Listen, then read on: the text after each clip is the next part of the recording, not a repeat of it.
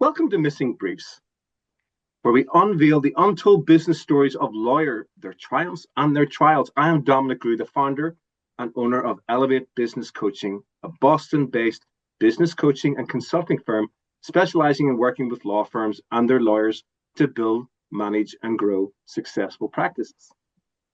And I'm Bob Furlong. I'm a certified exit planner here at the Bullfinch Group. I help lawyers and their law firms figure out how they can be more productive and really plan an exit at some point down the road so they can enjoy their life without having to work all day long every day. So, Missing Briefs, what's it all about?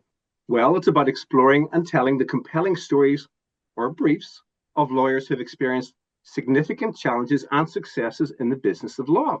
What was their gap? What were they missing? What do they wish that they'd known?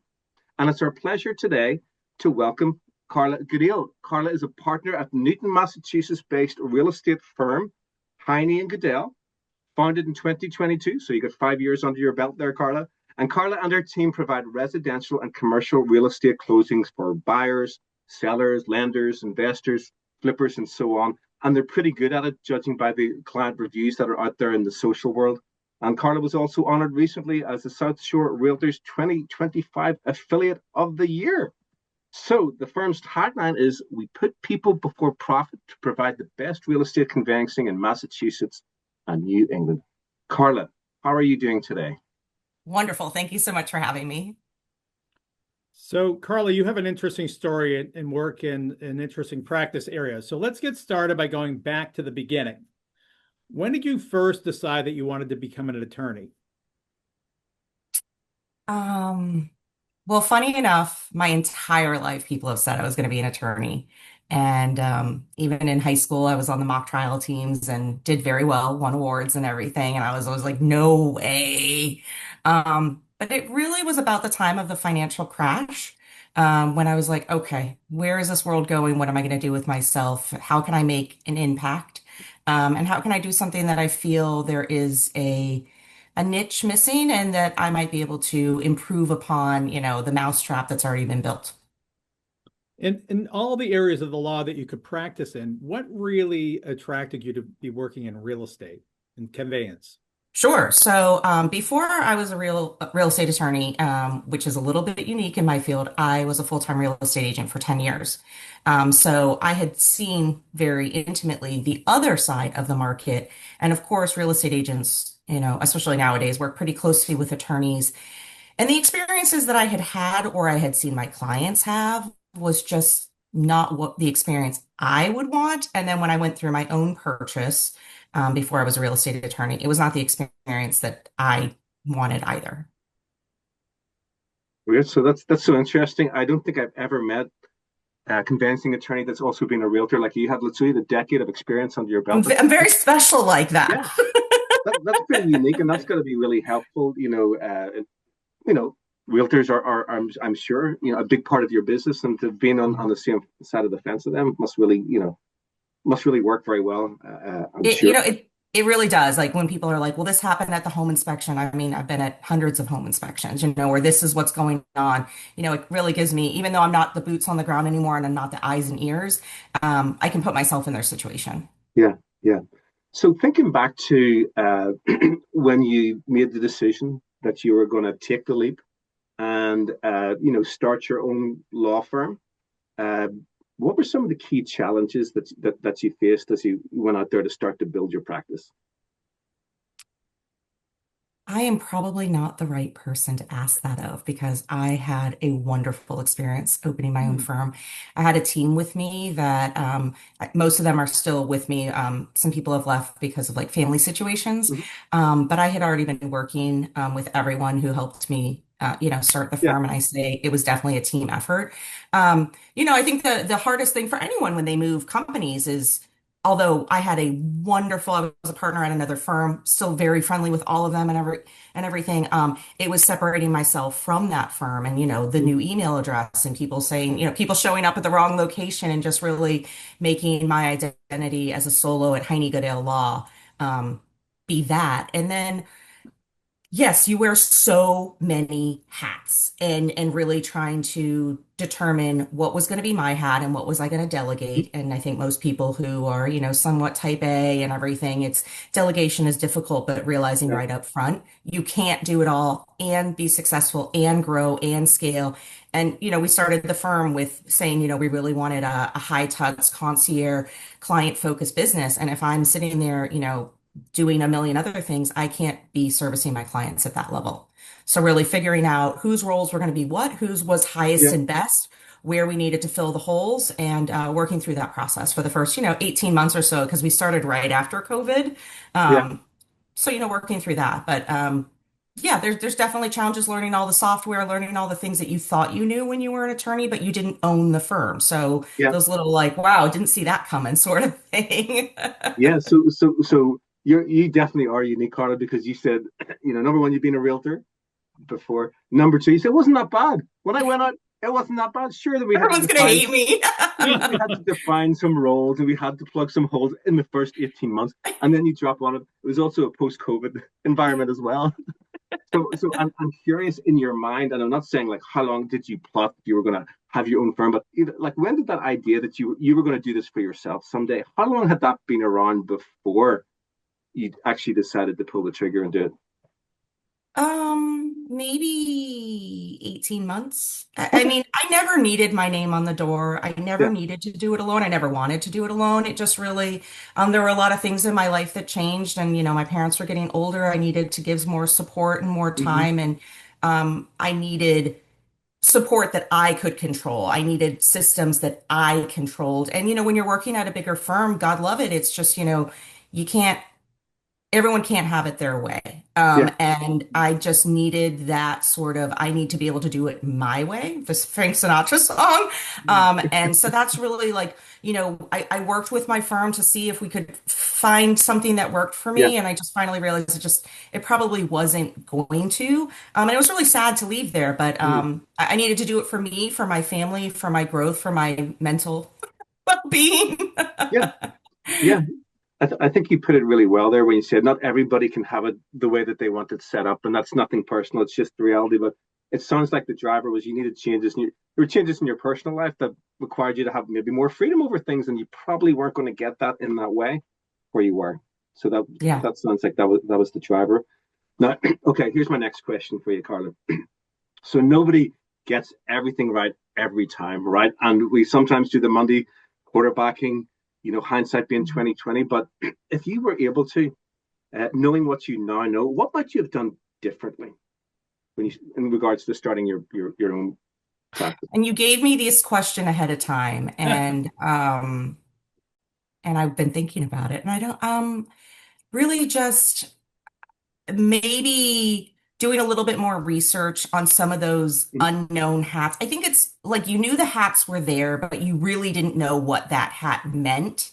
And so, integrating all of like the softwares and then the IOLTA accounts and then you got to get the business loan and the credit cards, and it was like the minutia was what Yeah, was very difficult. That's what was difficult, that you kind of just figured, oh, it's not going to be that hard. Like I've moved before, I just change my mail and I do this and like yeah, no big yeah, deal. And and setting up the website and getting all of the tech people and then all the emails and then the business cards. It is yeah. like you have this huge list, but then when you do it, you're like, wow. And I have someone who worked for me who recently started his own firm, and he Hmm. called me up and he said, I finally get why you sometimes would just not answer me or say this has to go on the back burner. He's like, I've finally gotten busy enough that I can't do it all. And Yeah, so I think, maybe having that business coach or maybe having like one more person who could be like, these are where you're going to fall in that pothole that you thought it was a speed yeah, bump and it was a pothole. So yeah. like maybe having a little bit more of a professional. I talked to a lot of people who had started their Sure. own firms, but most of them Okay. had started them like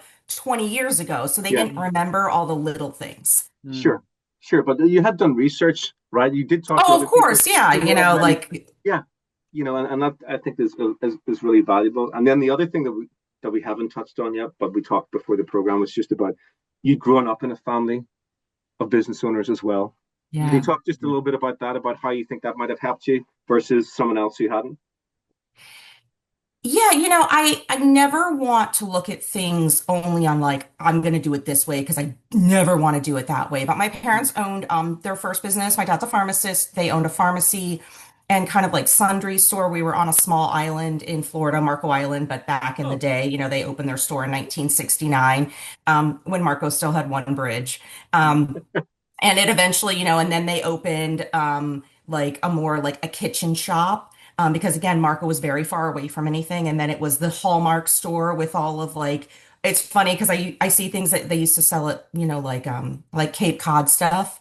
mm, And then we opened another sundry store and kind of seeing like they didn't outsource anything. My mom did the taxes, she did the bills, she did the accounting. My mom's still someone who handwrites all of her checks. And I always wondered why they put so much on them.